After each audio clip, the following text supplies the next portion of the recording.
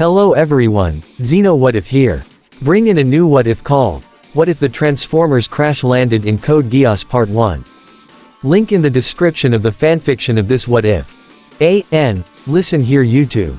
I do not own anything and this is not a scam.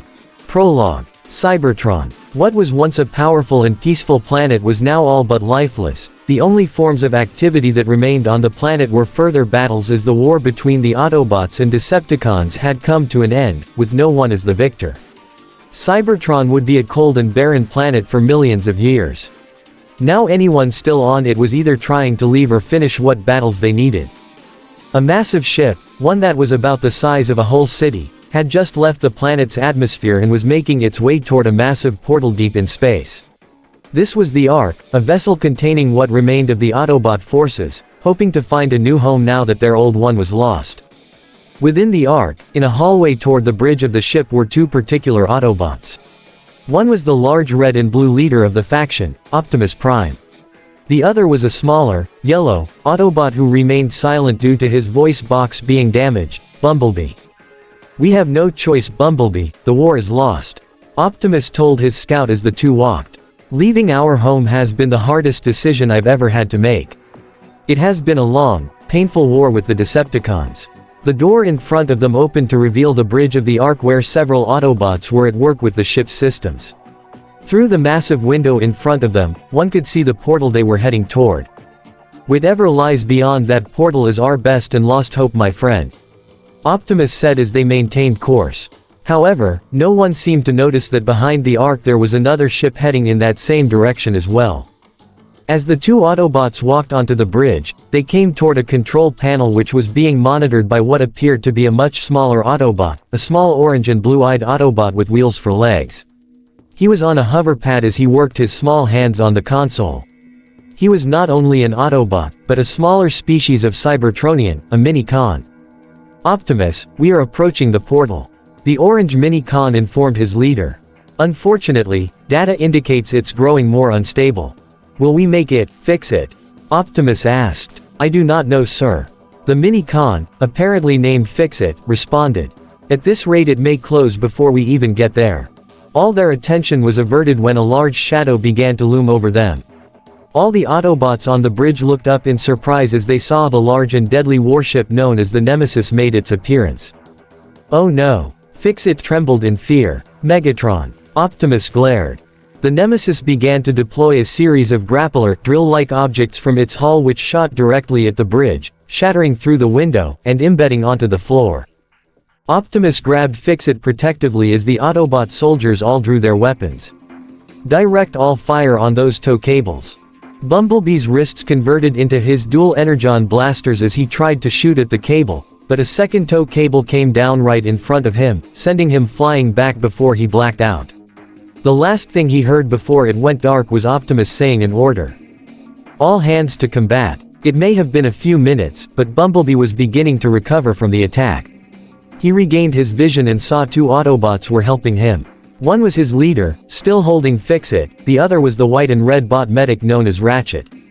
"Bumblebee, you with us?" The scout's eyes opened as he saw Ratchet with a light probe scanning him. "Optimus, he's coming around. Thank the Maker." Optimus sighed in relief as Ratchet checked him out. "He's been through worse," Ratchet began. "Voice box is still crushed, nothing new there. Base energon levels are almost normal. Overshields are charging up." The ship rumbled a bit. "I have a feeling that this isn't over," Fix-It stated with worry. Optimus placed a hand on Ratchet's shoulder. The medic nodded to him. He knew Optimus had to get out there. He would look after Bumblebee. The larger Autobot gently put Fix-It down next to Ratchet before running out of the bridge to help his soldiers as Ratchet finished checking in on Bumblebee. Fix-It turned around and saw from the tow cable, 3 Viacon troopers had entered the bridge. "Ratchet, Bumblebee, Decepticons have boarded the bridge. Arms out, weapons to the deck," one Viacon exclaimed. Ratchet quickly rose his hands to show he was unarmed, while still holding the light probe. "Don't fire. I'm a medic. Slap a muffler on it," the Viacon ordered. However, Ratchet was far from helpless. He threw his probe in the air before it exploded like a flash grenade. "Take them out, Bumblebee," Ratchet exclaimed as he took Fix-It and found cover. My optics. One Viacon shielded his eyes with the others, giving Bumblebee the opening he needed to activate his blasters and quickly gun down all 3 Decepticons. More Decepticons boarding. Fix-It informed as several more Viacons intruded via the tow cables. The door from behind opened where several Autobot troopers opened fire on the Decepticons, initiating the firefight. Defend the bridge. Bumblebee joined in. He took cover and nailed one Viacon with a headshot before rolling out from undercover and rushing the closest Decepticon before slamming his shoulder into him to knock him into a second con. The scout then used his fists to punch the lights out from one Viacon before using him as a shield to block enemy fire from 2 more Decepticons before firing with both his blasters, hitting them in the faces and taking them offline just as the remaining Autobot soldiers finished off the last of the cons. That's showing them. One soldier shouted. Don't celebrate yet, Megatron won't give up that easily. Ratchet advised as he set Fix-It down on a console along the wall. Fix-It, can you get TELETRAAN1 back online? I will try. Fix-It hands seemed to plug into the smaller extension openings in the console as he began to reactivate TELETRAAN1. I think I, almost, got it. The voice that served as the main supercomputer program for the whole arc gave an alert for the whole crew to hear. Alert. Firewall breach. Unauthorized access. Right after that, a giant and holographic head of the Decepticon leader, Megatron, appeared on the bridge as he began to speak. Your precious arc will never reach that portal, Autobots. Shield failure on starboard thruster. TELTRAAN1 reported. I will tear your ship apart, piece by piece. Megatron vowed before his hologram cut off. The tow cables retracted from the bridge, having sustained too much damage during the firefight. Fix-It continued to observe the ship's systems and saw something that made him look in alarm. Oh no. He accessed the comms. Optimus, Decepticons are swarming the engine deck. I'm on my way. Optimus replied on the other end of the comms. Fix-It, you and Ratchet maintain the bridge as best as you can. Yes, Optimus. Fix-It responded. However, no sooner than he finished, the arc began to shake up as the lights dimmed and lit back up a few times before TELETRAAN1 reported again. Teletron system failure. Ratchet did not like the sound of that. Fix-It, can you reboot the system? No, I'm completely locked out of the system. Fix-It replied. And worse, the entire defense network is down. Scrap. Ratchet exclaimed in frustration. Without the pulse cannons, Optimus won't stand a chance. He turned toward the silent scout. Bumblebee, I need you to reboot the system manually. Fix-It and I can maintain the bridge. Here, take this fuse from Teletron. Fix-It used the system to remotely open a compartment along the wall to expose an energon fuse-like device. This should reactivate the service lift to get you where you need to go. Good luck, Bumblebee. Ratchet told him as Bumblebee took the fuse and ran out of the bridge via a door along the port side and met with 2 Autobot soldiers. This way, Bumblebee, we'll take point. The soldiers led Bumblebee down a long and curving hallway where they came to a door that was barely functional. However, a large Autobot was able to pry it open. Hurry. I'll hold it open for you. Bumblebee dashed through the opening and into a hallway along the side of the ship with windows showing the chaotic scene taking place out in space right now. Bumblebee, I've patched into your optics. The service lift is just ahead. Ratchet communicated to him via the comms. We've gotta get out of here. An Autobot soldier exclaimed right as a tow cable pierced through the windows. It retracted just as the vacuum pulled all the Autobots out into space. Fortunately, Bumblebee was able to grab a hold of the floor right as the blast doors came down and sealed the hole and the ship's artificial gravity was restored. Gravity re-established. TELETRAAN1 reported. Megatron will pay for that. Ratchet stated as Bumblebee picked himself back up. They're ripping the arc apart, you need to hurry. Bumblebee continued along his way as he jumped over a hole made by the tow cable and continued along the hallway, all while TELETRAAN1 continued with damage reports. Shield failure. Energon capacity depleting. Turbine starvation at 64%. Bumblebee made his way into a dark and dysfunctional chamber where he spotted the fuse box in the middle. Bumblebee, replace that fuse and the lift should reactivate. Ratchet instructed. The yellow scout did as he was told as he replaced the damaged fuse with the new one. Once it was installed, energon began to flow again through several tubes above him as the lights went up, revealing a door which opened to show the service lift. Service lift online. Nice work, Bumblebee. Bumblebee went inside, and the lift reactivated, taking him straight upward. As he went up, Bumblebee saw through a few windows as his fellow Autobots were doing their best to hold back the invading Decepticon forces. Bumblebee, you're almost to the defense tower. Hurry. Optimus is losing ground, Ratchet reported. The service lift came to a halt on the roof of the massive arc where the only thing separating him from the defense tower was a bridge. He was about to head in that direction, but multiple explosions rang across the bridge, exposing several pipes and creating fires all around. But he had no time to worry about this as he ran through the flames. While they did burn and hurt, he pushed through and made it in one piece. The silent scout opened a door to see a large and green Autobot duking it out with several Viacons. Hey B, I could use a hand right here. Bulkhead stated as he formed a mace in his right hand and smashed a Viacon in front of him before opening fire with his left hand converted into a blaster. Bumblebee ran in to join him as he opened fire with his own blasters, gunning down 2 Viacons in front of him before rushing a third one and sweeping him off his feet before jumping into the air and smashing his head in with a powerful punch.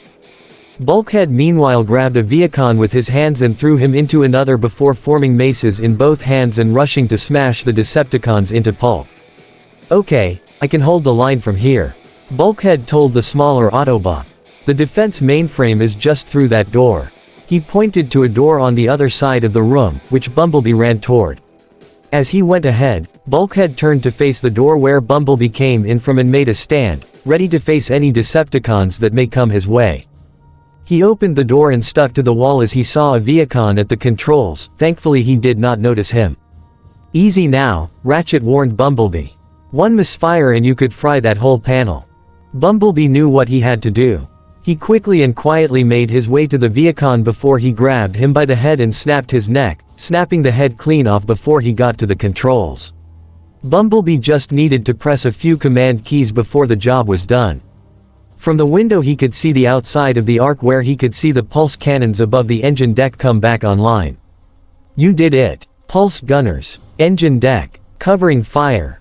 The cannons opened fire, blasting multiple large energy blasts toward the Nemesis, causing significant damage to the Decepticon warship. Tactical readout is online.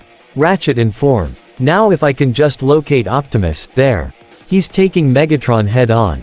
However, right after that was said, Bumblebee spotted a tow cable that loomed above him and the defense mainframe like a snake ready to go in for the kill. Bumblebee rolled out of the way just as the tow cable pierced its way into the room. He then jumped down a service duct which led him to fall to a lower chamber. Bumblebee, are you there? Ratchet asked. Bumblebee was able to give out a single bleep to inform Ratchet he was still online. Optimus needs your help. Change form and roll out. Bumblebee then transformed into his vehicular mode, resembling some sort of futuristic yellow car. The door opened as Bumblebee shot his way outside onto the outer deck of the Ark. He drove as fast as he could as he happened to pass underneath the massive Decepticon combiner known as Bruticus before opening fire with his guns to take out some rubble in his way as he zoomed into the tunnel. He made a turn and back outside as he continued to ride as fast as possible to get to his leader in time. Look out, Bumblebee. Ratchet's warning came just in time as Bumblebee moved out of the way of an incoming tow cable that would have turned him into scrap. He made another turn where he drove and swerved past a couple more tow cable shots before coming close toward a drop. With no time to stop he decided to gun it. He flew through the air before the ship's artificial gravity pulled him down toward the lower ground. It was a bit of a rough landing, but he made it. Over here, Bumblebee saw an Autobot soldier waving toward him. The scout transformed back into robot mode as he came toward a battalion of Autobots guarding the door he needed to get through. Ratchet said you were coming. The scout made it past the battalion as he came toward the door guarded by 2 Autobots. Open up, we got Bumblebee. The door opened up as Bumblebee and the 2 Autobots ran inside. Thank Primus, the defense gird is back up. One Autobot breathed in relief. You pulled that off. Bumblebee nodded. Nice, didn't stand a chance without it. Yeah, what do you think the odds are now? The second Autobot asked grimly. They made it through the hallway and into a room where several injured Autobots were resting and regrouping. He took the moment to look around at his injured comrades. Nearly every bot here had lost friends and their homes. Of course, they weren't the only ones. He held his throat where he could feel where his voice box used to be. What was the point of this war? Why would Megatron go so far as to destroy his own home planet? Bumblebee swore upon the Allspark that he would do everything he can to help Optimus and make Megatron pay for all the suffering that he caused. He came toward the door where at least 6 other Autobots were waiting for him. You ready to blast some cons straight back to Cybertron? One Autobot soldier asked enthusiastically. To which Bumblebee nodded. Through here, Bumblebee. Another soldier directed him toward the door. You wanna be tip of the spear? We're right behind you. Bumblebee gave a nod in acknowledgement as the door opened and Bumblebee took the lead. Let's go. Let's go. The other Autobots followed in from behind him. Move out. Move out. They ran up an incline before coming back outside to a war zone where several Autobots were forced back by an onslaught of blasts from multiple Viacon troopers. Bumblebee readied his blasters as he opened fire and charged into the fray with the cavalry right behind him. Centrifugal separator critical. Engine failure at 89%. Bumblebee shot and cleared out a couple Decepticons up front, punching a hole to let the other Autobot soldiers come in and open fire to take out several more Viacons, making the battle much more even. Bumblebee transformed back into vehicle form as he drove through the Decepticon forces, gunning them down with his side blasters or just straight up ramming them.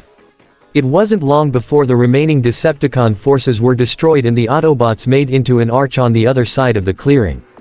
Several of the injured soldiers sat back to recover while Bumblebee wanted to push forward. Once Bumblebee walked outside, closer toward the back engines of the Ark, he saw a large Autobot approaching him. Bumblebee, I'll clear you a wedge. The large Autobot was able to bash and knock down several invading Viacons before Bumblebee and the Autobot soldiers accompanying him joined in. However, a large explosion erupted from the side. Holy scrap, did you see that? The whole engine deck is coming apart. Keep pushing, Optimus needs us. The Autobots pushed forward to clear out the last of the Decepticons as they made it closer toward their destination. Air 1 to 8 to ground.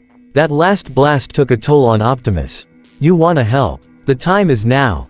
We're almost through. However, despite that claim, the Autobots had to take cover as several more Viacons came flying toward them in the form of advanced alien jets before they transformed into robot form and opened fire. How many of these guys are there? One Autobot exclaimed. Autobots, listen up. Bumblebee's gonna punch through. Give him some covering fire. Now. The Autobot soldiers opened fire on the Decepticons, forcing them to take cover. This gave Bumblebee the opening he needed to rush past them and make it toward the other side. Bumblebee's path was obstructed by some debris too large for any large bot to get past. Fortunately, Bumblebee was small enough to squeeze through the debris. Though dust obscured his entire field of vision, the scout could tell that he was now standing on top of the back thruster engines. From this point he had to be careful, one slip and he could literally fall all the way back to Cybertron. I can't see anything, Ratchet informed, still patched into Bumblebee's optics. But my scanners say that Optimus should be right on top of you. Right as he said that, Optimus was thrown at Bumblebee. This caused the yellow scout to stumble and fall back, almost falling off the side of one engine completely. Fortunately, he was able to grab onto the side and save himself. From his point he could see Optimus and Megatron dulling with their blades. Bumblebee tried to climb up as fast as he could to help his leader who was clearly struggling against the evil tyrant. Megatron was able to kick Optimus back. He then spotted a large heavy ordnance weapon, which had enough for one shot. This ought to do the job. Megatron aimed it at his former friend. Optimus glared defiantly at him. Even if you destroy me, Megatron, others will rise to defeat your tyranny. Then I'll just have to destroy you all. Megatron shot the blast, but Bumblebee had climbed back up and jumped in the way, taking the shot for Optimus as both were knocked back. Optimus could only look in shock. Bumblebee. The scout was still alive, but barely. Though Optimus was clearly in shock, Megatron could only look in frustration. What a waste of energon. It was those words that sparked something in Optimus. A dear friend of his was near death and Megatron dismissed it as a waste of energon. This spar was anger. He looked up towards the Decepticon leader. After eons of conflict I finally see the truth of your words, Megatron. Megatron had drawn his blade. And what might that be? Optimus. He tried to bring it down, only for Optimus to catch his arm. This universe, no matter how vast, will never be big enough for you and I to coexist. He delivered a punch straight to Megatron's jaw, sending him flying straight up toward an upper deck and landing with a thud. He rolled out of the way just as Optimus had jumped up with his own blade and brought it down onto the ground. Optimus drew blades from both his hands as he began a furious clash of swords against Megatron. No one can stop me. They clashed metal for metal. Optimus swung vertically with his right blade, which Megatron blocked with his own sword before Optimus swung it at the side of Megatron, cutting him and forcing him back before Megatron shot his pulse cannon at Optimus to blast him back. You call yourself a prime? Megatron mocked as they clashed blades once more. You were a records clerk when I found you. You'll be dust when I'm through with you. Are you going to talk or fight, Megatron? Optimus questioned as the two locked blades and pressed against each other. Optimus was able to win as he swiped his swords to knock Megatron back before he tackled him towards the wall. From there Optimus laid a series of punches all across Megatron's body. He punched him one more time across the face before picking him up and smashing him against the wall and throwing him toward the ground. Right as Megatron was about to get back up, more explosions rang around them, causing them both to stumble slightly before they resumed their battle. You're finished, Megatron, Optimus told him as he swung his blade toward his head, but Megatron caught it in his hands. Never. Megatron punched Optimus in the abdomen. I'm just warming up. He delivered a punch to Optimus' face to knock him back and kicking him to the ground. Megatron laughed as he pinned Optimus down and punched him repeatedly in the face. You're as soft as the weaklings you fight for. Optimus grabbed Megatron's fist and threw it away before headbutting Megatron and forcing him off him. On the contrary, my friends are the source of my strength. Optimus went back on the offensive with his fists as he punched Megatron all across his face and body to knock him back. However, before Optimus could go much further, more explosions rang across their battlefield as several pieces were pulling towards the unstable portal they were drawing closer towards.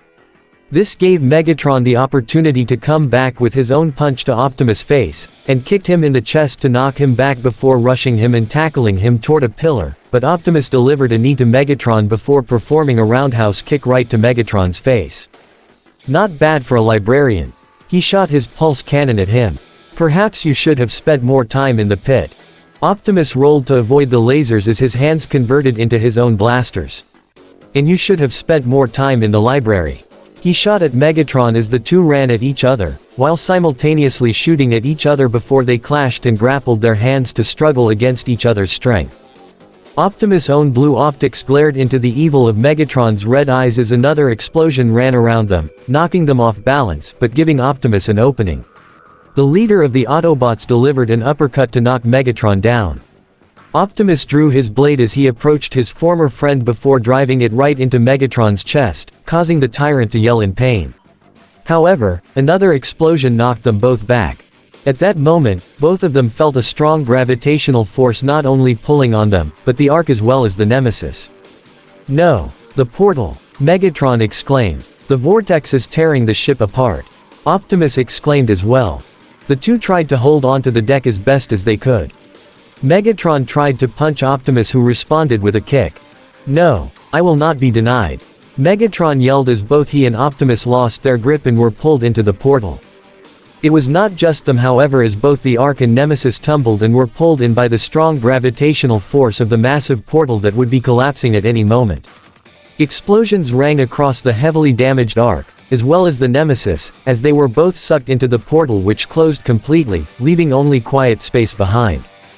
Meanwhile, on the other side of the known universe, countless light-years away from Cybertron, floating in the depths of space was a planet that was roughly one-third the size of the metallic planet. A planet that was primarily covered with water with land masses scattered over. It had a single small moon in its orbit. This was the planet the natives called Earth. Some distance away from the Earth's moon, a portal had opened. A massive and unstable portal, evident by the streaks of lightning that surged out around it as the Ark and Nemesis both came tumbling out of the portal. Both ships were heavily damaged, the Ark especially, from the fight, but being sent through an unstable portal did a number on both ships' systems. The Nemesis tumbled through space as its engines were offline completely. The Decepticon warship found itself being pulled in by the gravity from the moon before it fell down and crashed, skidding along the barren surface of the smaller planetoid as parts of it fell off before it came to a screeching halt. The Ark was not so lucky as it still kept going. The portal spat that ship out further away from the moon as it was heading directly towards the Earth. Optimus, who was still flying through space, tried to stabilize himself as he grabbed onto the outer hull of the ship as it spun out of control and countless Autobot soldiers were seen flying off and heading into space. Optimus wanted to grieve for all those valiant soldiers who put up the best fight they could, but he had to get back inside to help save those that remained. Optimus tried to crawl along the surface as the Ark spun closer towards the Earth, but he felt something grab onto his leg. It was Megatron. The Ark had now entered the planet's atmosphere and was beginning its burning descent toward the surface. Optimus had kicked Megatron in the face, but he didn't let go. He kicked again and still did not let go. It was not until the third kick that Megatron was sent flying and burning through the atmosphere as he fell a distance away. Optimus tried to crawl back into the ship as he saw an airlock near him open from the inside, where a black and red brawny Autobot reached out for Optimus to grab his hand, which he did, before his fellow Autobot pulled Optimus back into the ship and the airlock closed. "Thank you, Ironhide." Optimus thanked his old friend. "Thank me later, we're about to crash," Ironhide exclaimed as the two ran from their current position towards the bridge of the ship. TELETRAAN-1 is offline. Repeat, TELETRAAN-1 is offline. Fix-It reported as Ratchet tried to manually stabilize the ship. Thrusters are destabilized, energon capacity is at an all-time low. Ratchet tried his best to keep the ship from falling apart. It wasn't long before Optimus and Ironhide ran onto the bridge. "Ratchet, what is the status?" Optimus questioned as he got to the controls. "We're going to crash, and we cannot avert it," Ratchet exclaimed as the display showed the Ark passing through the cloud cover and closer towards a large body of water, which was known to the humans as the Pacific Ocean. Optimus knew this was inevitable, and there was only one possible way to save what surviving Autobots were on board. He accessed his comms and shot his voice through the Ark's speakers. "Optimus Prime to all surviving Autobots. We are about to crash land onto this planet. Prepare to enter an emergency stasis mode." Ratchet, Ironhide, and Fix-It each looked towards Optimus with surprise. "Stasis. That's the best you can come up with?" Ironhide questioned. "Unfortunately, my friend," Optimus replied. "You, as well as Ratchet and Fix-It should do the same." He took the manual controls. "I'll steer the Ark as best I can, but you must enter stasis now." They could see the look in Optimus' optics and knew that they couldn't change his mind on this. "Very well." Ratchet relented as he grabbed Fix-It in his hand before he and Ironhide left the bridge. The Ark had crashed into the water as it sunk deeper into the ocean, with Optimus doing his best to manage a controlled crash as the ship continued to sink deeper into the water and closer to the ocean floor. He saw the ocean floor coming closer and he could only close his eyes. Till all are one. Then everything went black. It was nighttime within a forested area just on the outskirts of a large and decorated city.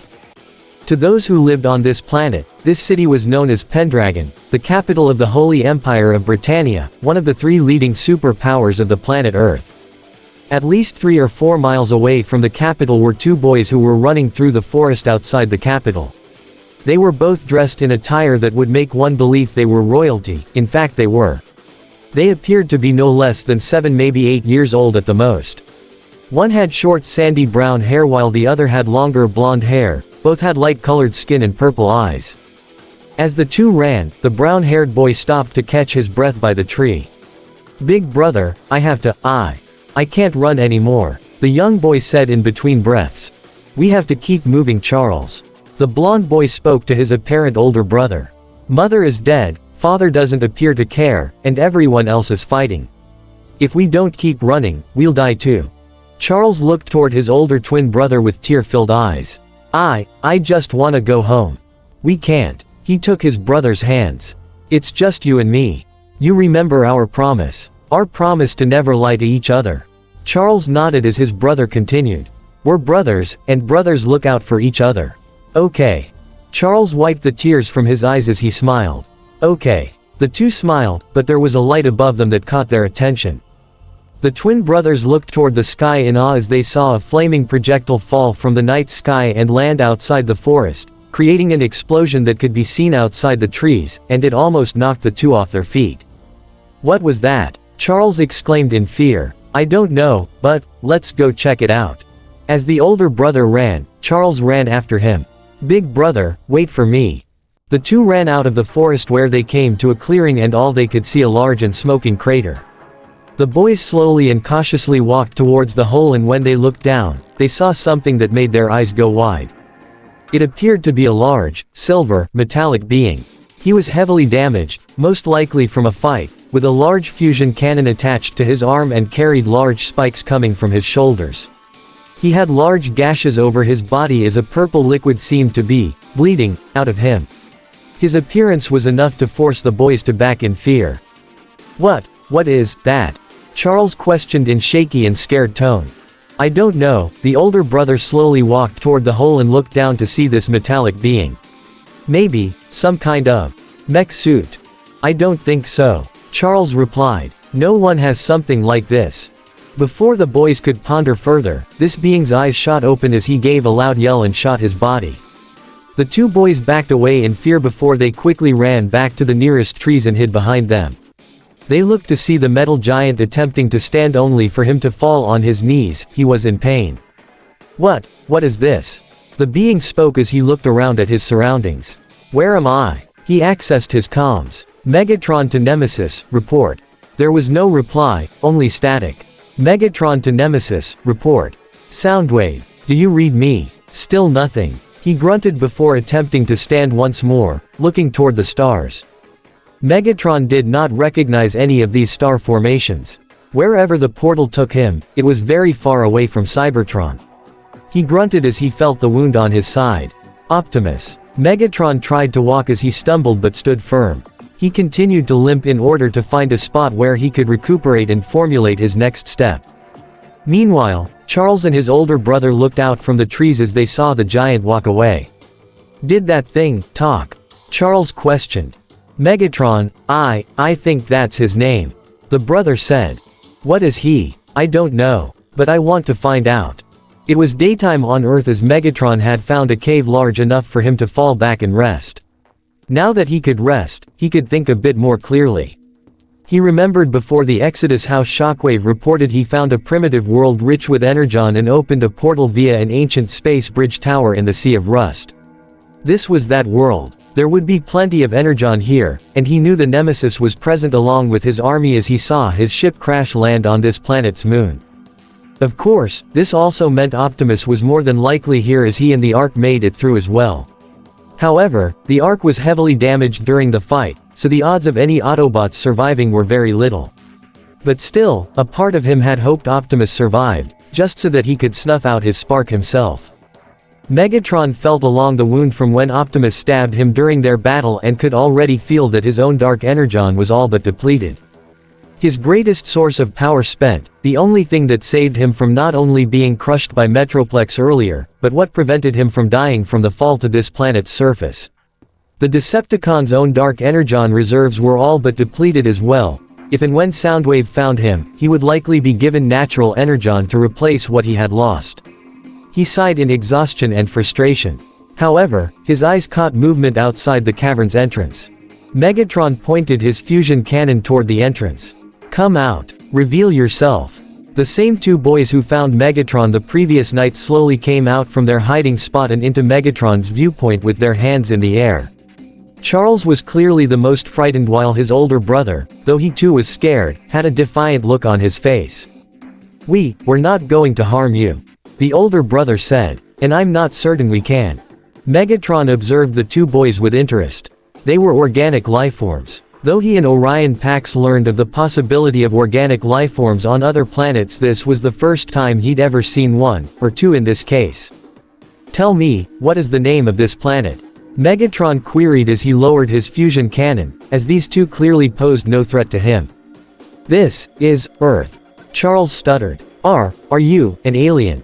"As I do not hail from your world, then yes, I am what you refer to as an alien. Though in my perspective, you are alien to myself." Where are you from? Charles asked. Megatron did not answer. My brother asked you a question, the older boy stated. And I choose not to answer. Megatron replied. I do not have to answer to smaller creatures such as yourself. Charles backed away slightly while his brother only looked angry as he was just insulted. How dare you? I am Victor Z. Britannia, and this is my brother Charles Z. Britannia, heirs to the imperial throne of the Holy Empire of Britannia. Britannia. Megatron questioned. You said your planet's name was Earth. It is. Charles, still scared, replied shyly. It's just our nation's name is Britannia. Nation. Megatron looked rather intrigued. So, this world's rule was divided. Much like how Cybertron was between his Decepticons and the Autobots. Was it similar? Or was it different? However, before anything could be pondered further, a flash of light shined outside the cave as Megatron, Charles, and Victor both looked towards the light as it turned into a swirling green portal. A space bridge. Out from the portal, were two Viacon troopers and a third Decepticon. This one was different from any other Decepticon, or Cybertronian for that matter. He was sleek and thin, and quite tall. But his most prominent feature was his face, or lack of thereof. It appeared he had no face at all, and all that was there was a black visor. Soundwave. Megatron acknowledged as the two Viacons were by their leader's side, while the two young boys stuck to the wall of the cave. Lord Megatron, you're still alive. They tried to help him to his feet, but he was able to stand on his own. Of course, I'm alive, you fool. Megatron told his subordinate. Sir. The second Viacon began to report. The Nemesis has crashed onto this planet's moon. Though its engines and motor controls are inoperable, the ship's navigational systems are still active. And thanks to Soundwave's own surveillance abilities we were able to locate your signal. Sir. Excellent work Soundwave. Megatron congratulated his surveillance chief who nodded in response. However, the silent Decepticon turned his face toward the two boys who were pressed against the wall in fear. The two Viacons saw this as well and readied their blasters. Lord Megatron, we have an infestation. Stand down. Megatron ordered, causing the two Viacons to lower their weapons. These are natives of this planet. He looked toward the two young boys and he could see something in their eyes. Despite the obvious fear they had, there was a spark inside. A drive, something that didn't seem too dissimilar to his own. Perhaps they may be of use to us. Megatron stated with an evil smile. 34 Earth years later A.T. B. 1997. All hail Emperor Charles Z. Britannia. 98th Emperor of the Holy Empire of Britannia. A royal guard announced in the throne room. Long may he reign. All hail Charles. All hail Charles. All hail Charles. All hail Charles. These cheers echoed throughout the entire massive throne room from which the new emperor, Charles Z. Britannia, now the age of 42 sat. He was much taller and larger than before, his hair was longer, stretching down to his shoulders with a small goatee on his chin. He was dressed in primarily red and white clothing fit for an emperor with a purple cape hanging from his back. However, despite all the dozens of nobles cheering his name as he had now become the Emperor of Britannia, his face bore no emotion at all. It as if this entire accomplishment was empty. After the coronation was complete, Charles walked the grounds of the royal palace alone. He walked along the path that was lined by runes and ancient sculptures for some time until he felt a vibration along his side. He pulled out a small handheld device that bore the Decepticon insignia before pressing the symbol, and a 6-foot-tall hologram of Megatron appeared in front of him. Charles made a bowing gesture. Lord Megatron. Charles. Megatron gave an amusing chuckle. Or should I say, Emperor Charles Z. Britannia. You are now the single and undisputed leader of your nation. I imagine this must be quite the accomplishment for you. I have you to thank for that, Lord Megatron. Charles replied. You taught me everything I know. Megatron noticed the tone in Charles's voice. You do not seem very impressed by your feat. Is that not what you wanted? This victory feels rather empty. Charles replied. Compared to the vast reaches of the universe, Britannia seems rather insignificant. And even then, it only represents 1/3 of this miserable planet. Everyone, including the people of this nation, continue to fight with no end in sight. Seems rather small when compared to the grand scheme of things. Perhaps. Megatron stated. But even then, I started out as a gladiator before I began my campaign. We both have started with nothing but will soon gain everything. It may take some time, but with my help, you shall subjugate this world and bring the humans to their knees. We shall build an empire that will not only span the earth, but every inhabitant world across the universe. Your name will forever be engraved in Decepticon history." Charles smiled. "Everything I know, everything that I am now, is from your teachings. You made me the man that I am today," the new Britannian Emperor said in honest truth. "And while I may not say it to anyone else, I fight in the name of the Decepticons and I will bring this world to its knees, all in your name, Lord Megatron." Charles bowed to his mentor one final time. "In due time, my protege," Megatron said. "For now, savor your victory, for you have earned it. Your brother would be proud of you." The hologram cut off as Charles put the device back in his pocket. Charles' attention was soon caught by the neigh sounds of a pair of horses. He looked towards a nearby lake as two young women, dressed in equestrian outfits, rode a pair of horses across the grassy field before they came to a stop and dismounted their horses. One of the girls was the age of 16, she had black hair tied back in a yellow bow tie with beautiful violet eyes and fair skin. The other girl had the same appearance with white skin and creamy yellow eyes, but what stood out was her long green hair. Charles, the new emperor, looked down the hill and saw his brother, who still bore the appearance of a 10-year-old boy. He wore blue royal clothing and his blonde hair that stretched all the way to his feet. "Victor," Charles greeted his brother as he walked toward him. "You know that is not my name anymore, Charles," the seemingly young boy said. "I gave that up long ago." Charles bore a humorous smile. "Forgive me, big brother, but the name VV sounds like what you would give a machine." The boy now named VV laughed slightly. "So, tell me, Charles, have you learned anything by becoming emperor?" Charles's smile vanished. "Yes, big brother. From what I did to become emperor and from what we learned from Megatron, all the people of this world are liars, and this vast nation we call Britannia never changes." "That may be true, but it's just human nature, isn't it?" VV asked. "Not just human nature. Cybertronians, though advanced, seem to fall under those base feelings," Charles replied. "Hence the name Decepticons," VV said. "Are you certain Megatron doesn't know anything?" "I am big brother," Charles confirmed. "He is not aware that you have become immortal even now, and nor does he know of our plan, which could take years to finish." He laughed slightly. "Ironic, here I was chasing others for lying, yet we both got to where we are now with lying and deception. We did learn from the best after all," VV stated. "But you won't forget, will you, Charles? Our contract." "I know. To kill God and smash this entire universe of lies," Charles said with a dark and empty look in his eyes. "Charles." He and VV looked to see the dark-haired girl waving toward him, with the green-haired girl next to her. "Come on over here. You should really see this amazing view of the palace." He smiled. "I'm coming, Marianne." Charles walked over to join them, though he seemed ignorant to the look VV gave when he looked in Marianne's direction. However, VV wouldn't let his jealousy get in the way of Charles's personal victory today. "It really is amazing," VV thought to himself as he chuckled. "Just how much you can do with Geass." Awakening. The year was 2017 in the Britannian imperial calendar, 7 years after the end of the Pacific War, in which Japan had been all but destroyed by the so-called Holy Britannian Empire. The empire had attacked Japan over its vast underground resources, and while the proud island nation was able to put up a good fight, the war lasted only a month as Britannia had introduced a new weapon of mass destruction. Humanoid, autonomous armored knights known as the Nightmare Frames.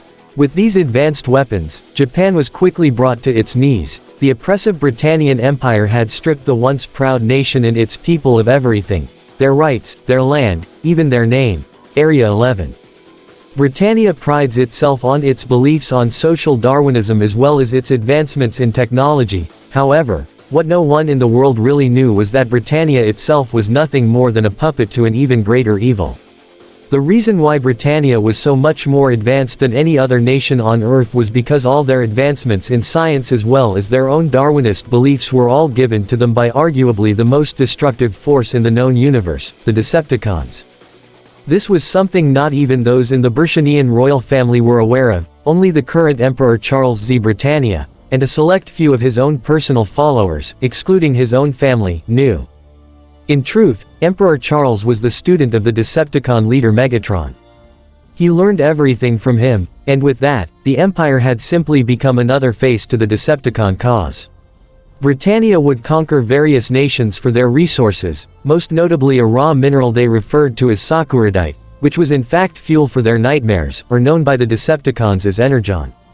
While Britannia kept some of these resources for themselves, Charles Z. Britannia arranged for the Decepticons to acquire the vast majority of it. While Britannia continued its advancements on Earth, an entire army of Decepticons were based on the planet's moon, where the Nemesis crashed several decades ago after the exodus from the now lifeless Cybertron. The Nemesis had almost been completely repaired, yet their leader chose to have them remain on the moon until he stated otherwise. Said leader stood on the bridge of the Nemesis, his massive, spiky, and silver frame watched through the front screen of the room as his Viacon troopers made final adjustments. He stood proudly alongside his ever-silent surveillance chief. The Nemesis will be ready to fly once more, Soundwave. Megatron told his arguably most loyal servant. It is rather ironic, isn't it? We have yet to leave this planet's moon, yet we have also sent it hurtling into chaos. Humans are truly amusing. The door from behind opened to reveal three near-identical-looking Decepticons entering the bridge.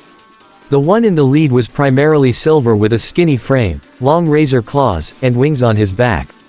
The one on the right was the largest with a similar build, only much more bulky, and was primarily blue. The one on the left was the shortest with a black and purple color scheme. Lord Megatron. The one in the middle greeted with a bow. We have received another shipment of energon from the planet. Our cargo hold is nearly filled to capacity. Excellent, Starscream. Megatron replied. Yeah, good for us. The black and purple shorter con rolled his red eyes. Megatron turned around and fixed him a glare. Pardon, have you something to say, Skywarp? Before he could respond, the big blue con spoke up. What he means to say is, Lord Megatron, we've been on this rock for several cycles. I can understand that the ship has been heavily damaged and we've had to work with what limited resources we have available, but Soundwave here can open spacebridge portals whenever. So, why do we still stay up here? I will have to agree with Thundercracker as well, Lord Megatron. Starscream added. Why do we allow these humans to have access to energon when we can just go down there and take it ourselves? Even puppets have their uses. Megatron replied. Why should we burden ourselves with retrieving this planet's resources when we can simply allow these humans to do it for us? It costs us less time and effort. But we should get all of it. Skywarp exclaimed. Those stupid humans don't even know what they're digging up. They can't even get the damn name right. What does sakuradite even mean anyway? While I can agree it's more convenient for us to have Britannia dig up the energon for us, why do you permit them such freedom? Thundercracker questioned as well. The struggles of humanity are beneath me. Megatron answered. Let Britannia continue to tear this world apart. Eventually, they'll dig up our true adversaries. Starscream looked rather surprised. My liege, do you truly still believe Optimus to be alive? Master, it's been decades since you've last seen him. The Ark was heavily damaged when we emerged and it crashed onto the planet. I highly doubt any Autobots survived if they have yet to make an appearance. Optimus is not so easily destroyed. Megatron spoke up. We have millennia worth of battles behind us to prove it. Master, even if he were alive, why has yet to make an appearance? Why wait? Thundercracker asked. Perhaps he fears the safety of these humans. Megatron theorized. Optimus has always had a soft spot for the weak. So, you think if you turn Britannia into a Decepticon Empire 2.0 sort of thing, it'll push him back into action? Skywarp guessed. Something like that. Megatron answered. So, just to be clear, Master. Starscream began. We will continue to allow Britannia down its path and keep waiting for the unlikely appearance of Optimus Prime. Affirmative. Megatron turned toward the three Seekers. See to it the rest of our ranks know. We wait until the Autobots reappear, until then we stay up here. Am I understood? Starscream, Thundercracker, and Skywarp all reluctantly bowed. As you wish, Lord Megatron. They all said at the same time before walking and leaving the bridge alone to Megatron and Soundwave. Soundwave, continue to monitor all Earth-based transmissions from Britannia. Megatron told his silent subordinate. The moment that there is even a hint of Optimus, I want to be the first to know. Soundwave nodded before walking out as well. Megatron looked on the screen as he pressed a few key commands to get a good view of the planet Earth. I know you are out there somewhere, Optimus. Where are you? Earth. Area 11, formerly known as Japan. The Tokyo settlement was the capital of the Britannian-occupied nation. From an aerial view, the entire settlement almost seemed like a normal city, aside from the fact that it was stolen from Japan and rebuilt to serve the empire. However, despite the defeat almost a decade prior, there was still plenty of resistance, people fighting the oppressive forces. One such form of resistance was a truck driving along a bridge road in the settlement with a Britannian law enforcement aircraft tracking them. This is ALPHA-3. Target is traveling from Delta 12 to Delta 14 at a speed of 80 km an hour. CCP to all mobile units, declaring a code 3 from floor 5 to FLOOR2. All units, take 288, I want the target intact. As this was occurring, an elderly man sat across from what appeared to be a Britannian nobleman at a game of chess with several bodyguards around him. A television along the side was displaying a newscast. Here's video footage of yesterday's terrorist bombings in Osaka. The secretary reported 59 casualties in this incident, 8 Britannians and 51 others. The timer went off as a guard turned off the TV via remote. You're out of time, he said to the elderly man. From here on you will make your moves every 20 seconds. The nobleman sat with a smug look on his face, filling his nails with a rather fancy and expensive nail file. Very well, I'm game. The old man looked as though he was about to have a panic attack when the door opened behind him. The nobleman maintained his smug look. Did your substitute arrive? The old man gave a relieved laugh as he stood up. Thank heaven I'm saved, he said as 2 teenage boys walked in. Are things going well at school? The nobleman looked at this as if it were a bad joke. What have we here? School boys. One of the teenage boys, a young man with a skinny frame, raven black hair, and violet-colored eyes, carried a confident smirk. Well, look at this, a nobleman. I envy you kids today, you have so much time on your hands. Time for regrets. What's your name? Lelouch, Lamperouge. Lelouch's friend, a teenage boy with blue hair, looked at where the chess pieces were on the board. Whoa, now wait a minute. You can't win this one, it's impossible, right? Rivals, when do you think we would have to leave, in order to make our next class? Lelouch asked. 20 minutes if we bust our hump. Rivals answered. Then be sure you drive safely on the way back. Lelouch said, much to Rivals' surprise as he sat down. I'll need 9 minutes. And by the way, about yesterday. Understood, sir. The old man said. We'll discuss it later. 9 minutes. The nobleman questioned. You only have 20 seconds per move. Lelouch picked up the Black King. Enough time. You start with the king. The nobleman then gave an enormous laugh while Lelouch simply smirked. As this was going on, the news report of the so-called terrorist bombing had not only reached other areas in Area 11 but also the computer screens on board the Ark. The massive ship that served as the Outbots Exodus off Cybertron laid at the bottom of the Pacific Ocean at least 20 miles off the coast of Japan ever since it first crashed there several Earth decades ago. Though damages were extreme and the ship was obviously incapable of flying, systems still worked along the Autobots to access its database, and even possibly receive signals from televised broadcasts from the nearby nation. They even had a functional laboratory, medical bay, and a ground bridge station as well. Casualties among the Autobots were high. In fact, there were only 8 living Autobots currently based in the downed Ark. One was the small orange minicon known as Fix-It, who helped to maintain the Ark's systems alongside the white and red Autobot medic Ratchet. There was also Bumblebee, of course, alongside Bulkhead, among the few survivors of the original Exodus, and even the veteran bot, the black and red muscular Ironhide.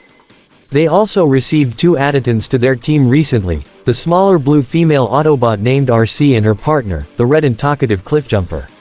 Of course, there was their leader, the tall and strong, red and blue, Optimus Prime.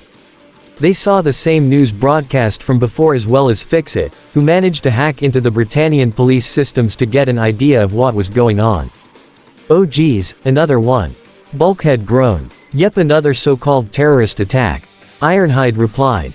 And by that, they really mean people trying to fight back against Britannia, Bumblebee communicated via bleeps as opposed to his own natural voice.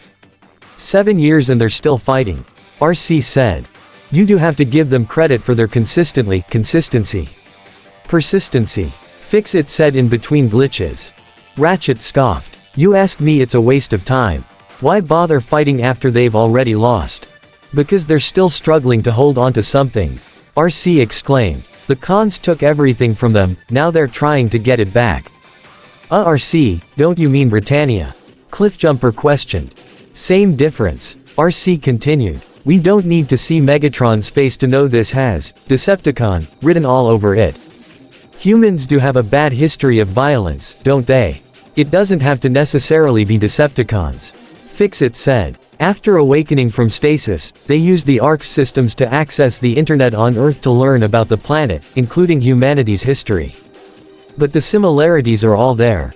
Ironhide agreed with RC. Britannia may think they're rolling now, but how much do you wanna bet the cons are pulling their strings? I highly doubt they aren't. Ratchet put in. Those so-called nightmares of theirs, who else has access to technology like that? But why would Megatron even do this? Why make an human empire in his image when we can just come down here and do it himself? It'd probably be a lot easier than with Cybertron, Bumblebee pointed out. Bulkhead shrugged. Maybe he's too lazy. Or it's probably easier for him. Cliffjumper added. After a long period of silence, Optimus Prime finally spoke up. While I agree that Britannia's current position is more than likely from Megatron's influence, I am doubtful the people of this empire is aware of this. So why are we still here?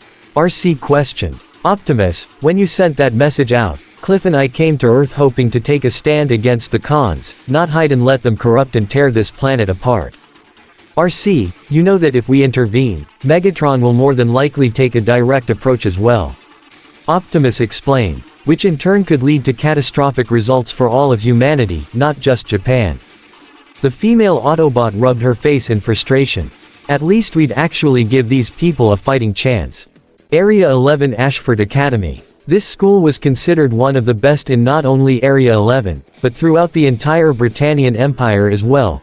Granted, there were many more advanced academies in the homeland, but this was still considered quite elite. It was currently a lunch break as all the students sat through various spots across campus. Among them were 3 teenage girls eating and talking.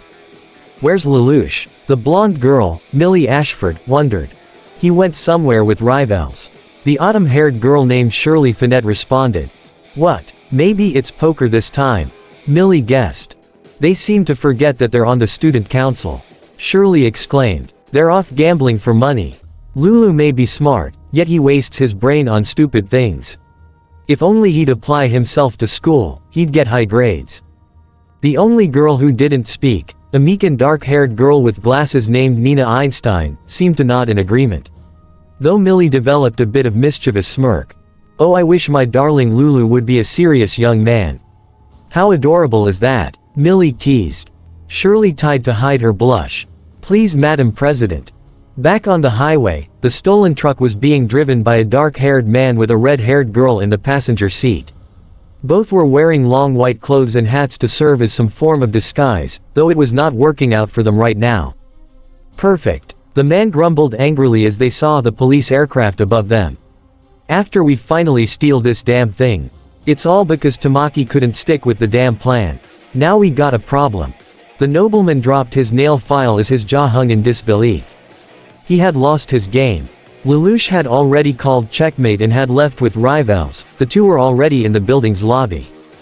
I love playing against the nobility. Rivals chuckled. When they lose they always pay out of pride. By the way, 8 minutes and 32 seconds is a new record. He also didn't have much time to move either. Lelouch said in a bored tone. And as opponents go, the nobles are tepid.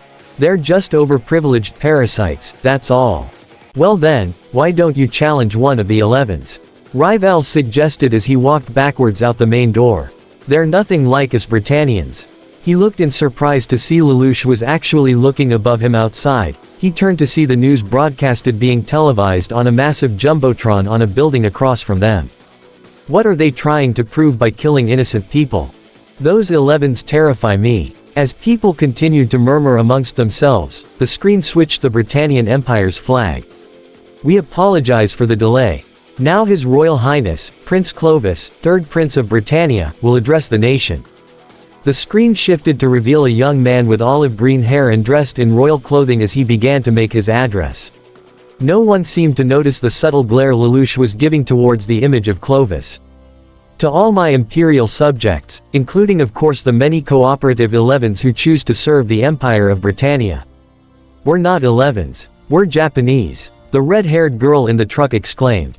The Autobots on board the Ark saw the public address as well, while Optimus, Ratchet, Bulkhead, and Fixit gave serious looks. Bumblebee, Cliffjumper, Ironhide, and especially RC, gave hard glares towards the image of the prince.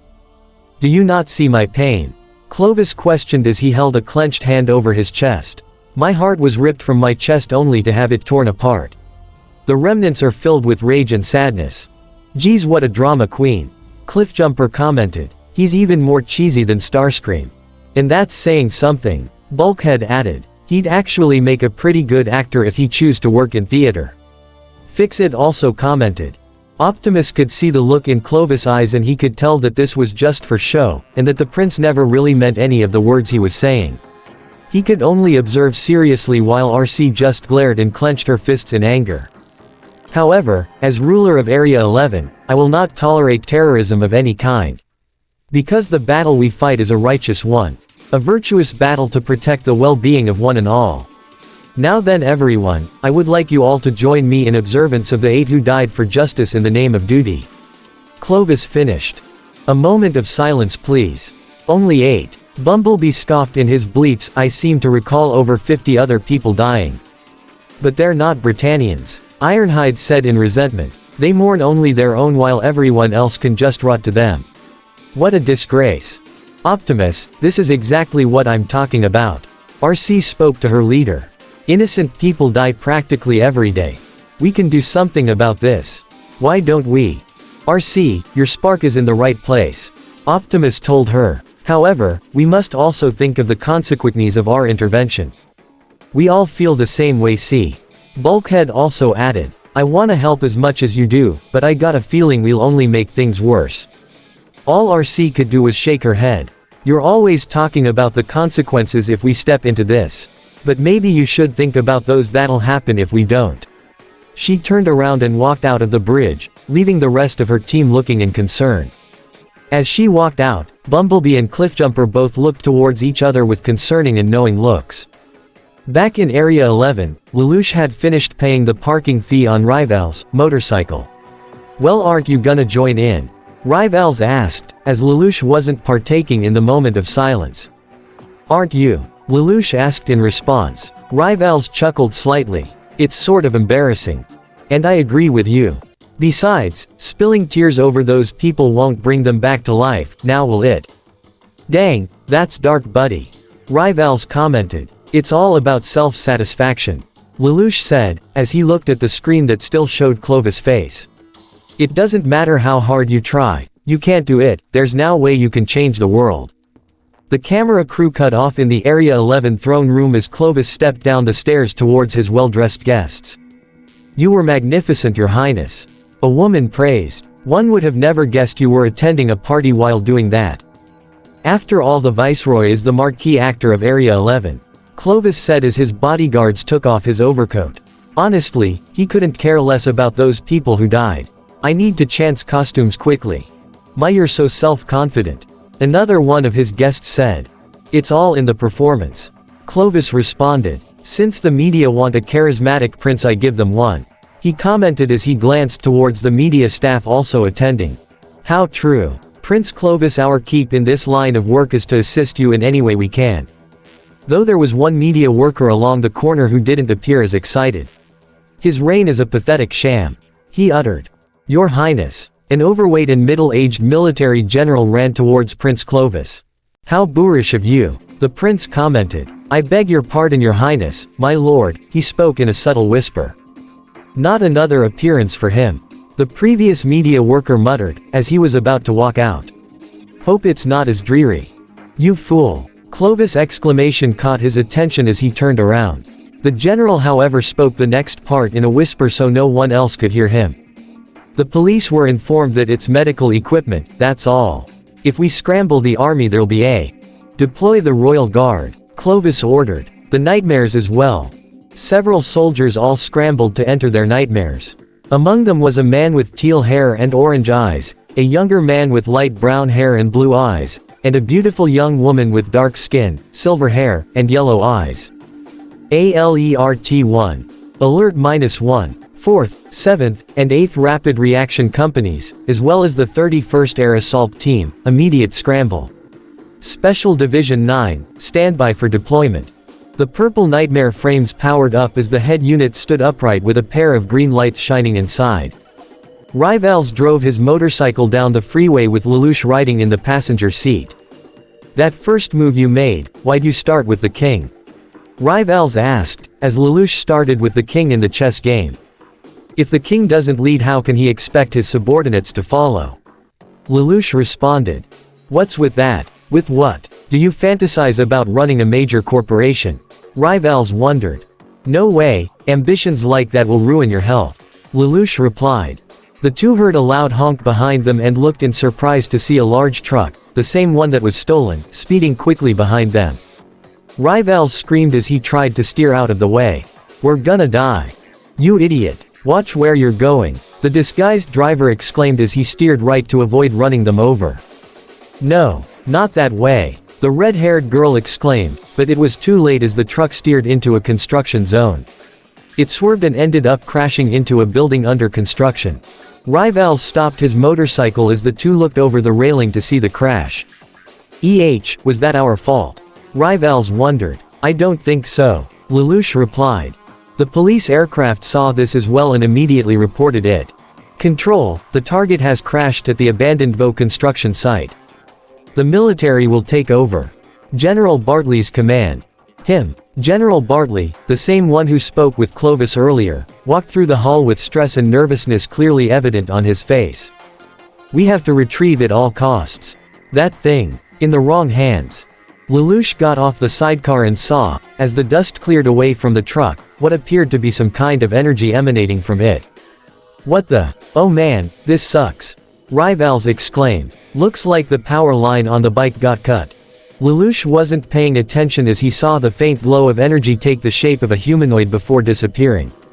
"Yeah, Rivals, come check this out. Hey, over here."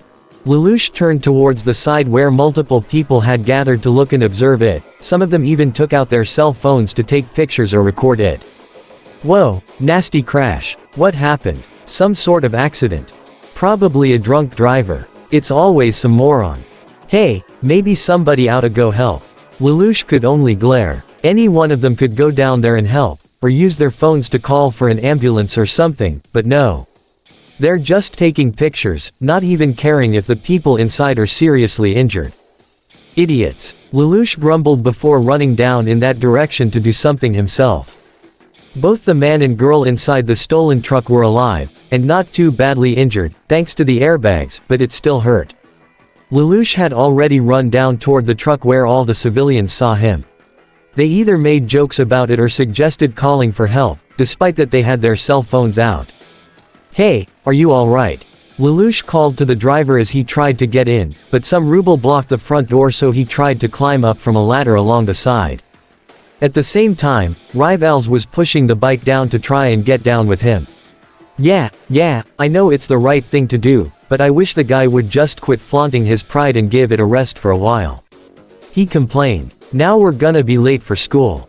The airbags inside the truck had deflated, as the girl was the first to regain her senses. Nagita, she called to him to get back into the game. Meanwhile, Lelouch had already climbed onto the top of the truck. "Can you hear me? Are you okay?" he tried to call to the driver. Suddenly, a vision of a tunnel with multiple colors entered his mind as he heard a woman's voice. "It's you. Finally I have found my... Where?" The confused Lelouch had no idea what to make of that. Inside the truck, Nagita had already put the vehicle in reverse and gunned it. This caused Lelouch to accidentally fall into the hole in the truck's carrier. The only thing inside other than himself at the moment was a large sphere-like device. "Stop, I'm in here," he tried to call, but they obviously couldn't hear him and drove on. Rivals saw the truck drive away and looked confused. "So, would you call that a hit and run?" The RC appeared to be alone in another area of the Ark. The chamber she was in had a series of tunnel-like rooms along the side of the wall. These were originally designed as space bridge portals but have now been repurposed as ground bridges. She came to the console of one of the bridges and began to enter the coordinates for the Tokyo settlement. She sighed at the thought of disobeying Optimus' orders, but she couldn't stand by and let more people die, especially at the hands of some wannabe Decepticons in human skin. She was going to help one way or another. After entering the coordinates, she pulled down on a lever at the console and one of the portals activated. It was a large and swirling green portal with a white light in the center. RC was just about to walk in. Going out for a drive. She turned around in surprise to see Cliffjumper and Bumblebee standing by the entrance to the room, the former having a knowing smirk on his face. "Cliff, B, I know what you guys are going to say." RC began. "But I can't just sit by anymore. I'm going in and you guys aren't going to stop me." "Who said we were gonna stop you?" Cliff asked with a smirk still evident on his face. "We're coming with you." To say RC was surprised would be an understatement. "What? Everyone feels the same way," RC, Bumblebee said. "Even Optimus. We get that he's worried we draw in Megatron, but since he's pretty much controlling Britannia right now, he's gonna show up anyway. So we figured, why wait?" Cliffjumper joked. RC couldn't help but smile. "Thanks guys. Now let's go cause some trouble," Cliff said before the three of them transformed and assumed their Earth-based vehicle modes. Cliffjumper transformed into a red 1970 Dodge Challenger with horns along the hood. Bumblebee took the form of a yellow Urbana 500 muscle car with black stripes. RC's vehicle mode was a blue motorcycle, in which a hologram of a woman wearing a leather suit with a helmet took form on the seat before all three drove into the ground bridge portal before it closed automatically. As the truck drove away and began to pick up speed, Lelouch began to look for a way out. You'd think they'd stick a ladder on the inside too. Stop the vehicle. Outside, a trio of military helicopters was now following the speeding truck with their guns primed and ready. Surrender now and you'll get your chance to defend yourself in court. Stop, and surrender at once. They immediately opened fire around the truck as a form of warning shots. Give up now, or we'll shoot to kill.